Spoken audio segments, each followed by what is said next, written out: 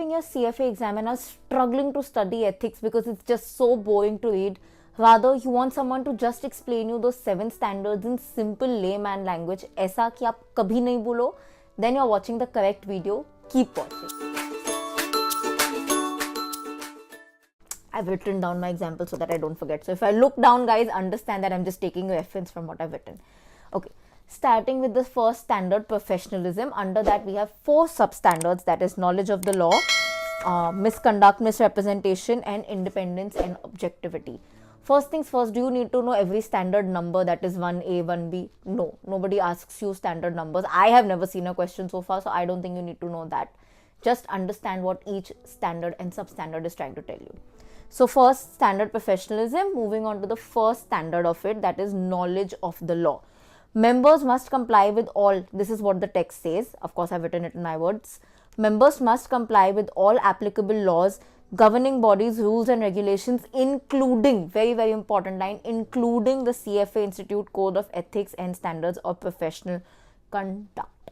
Basic point of knowledge of the law means that you have to follow every law that applies to your company, your office, your state, your city, your region, your country, everything. And you also have to comply with the CFA Institute Code of Ethics. You have to comply with every law that can possibly govern you around. That is what it says. Bas, basic funda is do not break any law.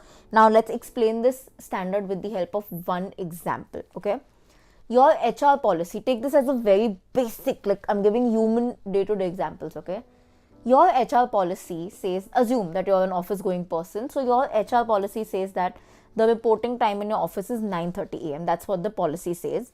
But your department, your personal department where you're working, let's assume you work in the portfolio management department, that department starts their work at 10:30 a.m. The manager allows people to walk in by 10:30 a.m. because उससे पहले कोई काम होता ही नहीं है उस department का. Let's assume this. Okay. Now take for example, one day you reach the office at 10 a.m. Okay. Now again repeating, the HR policy says you have to report at 9:30 a.m. Your manager allows you to come at 10:30 a.m. because उससे पहले काम नहीं होता, and you walk in the office at 10 a.m. Will you be punished? Yes, because the standard 1A, that is knowledge of the law, says that you have to follow every possible law, and जब भी ऐसा कोई conflict आता है where 2 laws are saying a different thing, in this case the HR policy is saying 9:30 a.m., your department is saying at 10:30 a.m., you will always follow the stricter law. In this case the HR policy is the stricter law, the 9:30 a.m. So अगर आपने वो follow नहीं किया, you come under a violation. Only thing you need to remember in knowledge of the law is that you have to always follow the stricter law in case of conflict. That's literally the only thing you need to keep in mind. Now, if suppose, let's take this example further, if you know that your colleagues are doing it, okay, what will you do? What procedure will you follow? There is a step-by-step procedure given by the CFA Institute, and you have to go by these steps only. In case you see someone else violating a law, in case you see your colleague, your friend, your associate, your client, anybody, your employer who's violating the law, so how will you deal with it in such a case, right? First option, this is the first thing you will do, is you will first go to your manager and HR. I'm taking the same example. You will go to your manager and HR and you will complain about them. You will say कि देखो भाई ऐसा ऐसा हो रहा है. Now, if the manager or HR does nothing about it, suppose they say कि यार छोड़ो हमें नहीं करना, हमें नहीं पढ़ना, what will you do? You will completely disassociate from that colleague, that friend, that activity. आप उसके साथ घूमना फिरना बंद कर दो, आप उसके साथ उन एक्टिविटीज में पार्ट लेना बंद करो. If that colleague is encouraging you, चलना, it's okay, we can come at 10, you disassociate and you say no, I will follow what is correct, I will not do these kind of activities with you, I will not work with you. That is third. Second, and only in a worst case scenario, अगर आप disassociate भी नहीं कर पा रहे हो, manager is not doing anything, nobody is doing anything to rectify the overall environment, only in that case do you have to resign. That's literally it. So moving on to standard 1B, that is independence and objectivity. Starting with the meaning, members and candidates must not offer or accept any benefit, compensation, etc. that could be expected to compromise their own or someone else's independence and objectivity.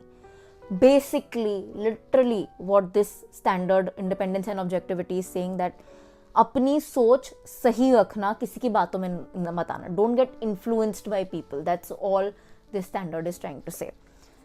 Example, very filmy Bollywood level example, but let's assume that Karan Johar has a movie and he wants to promote it in such a way. He wants that all the influencers, because he knows that currently influencers are the talk of the town. He wants that every influencer gives his movie a positive review and every influencer says that it's a must watch.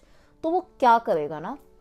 He will hold a very grand screening wherein he sends a merc for each of these influencers to come, and he gives each of them like a very big expensive 10 lakh worth of hampers. He pampers all these influencers before the release of his film in such a way कि वो lure हो जाए and वो ना in depth में आके they just give him a positive review.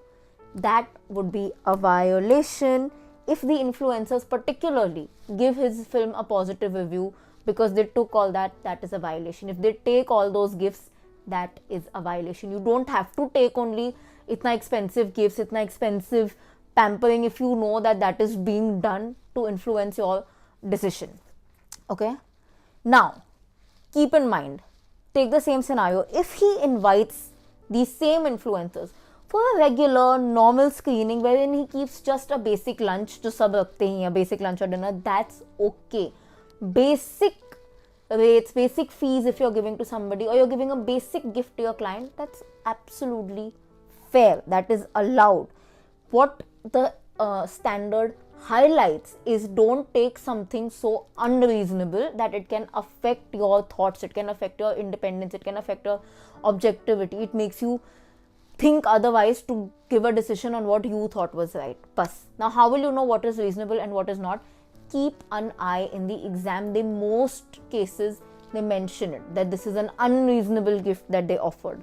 Then you know that it's a violation. If it is not mentioned, then unless it is something extremely extravagant, you can have a polarizing opinion. But in most cases in the exam, they always mention what is reasonable and what is unreasonable, because again, that becomes subjective, right? For somebody 10 lakhs means nothing, for somebody 10 lakhs means a lot. So keep an eye for such words. Reasonable, atrociously, exorbitant. Keep an eye. Read the question very well. Moving on to standard 1C, misrepresentation. Members and candidates must not knowingly make any misrepresentation. गलती से भी जान के, don't try to portray something that is not true. That is what the standard is saying. Let's take an example.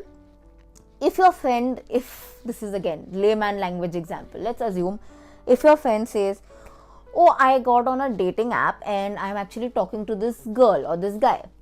Fine, your friend told you this much. Now you go and tell a third friend that, hey, you know, he's dating this girl, he's dating this, or she's dating this guy. You said this.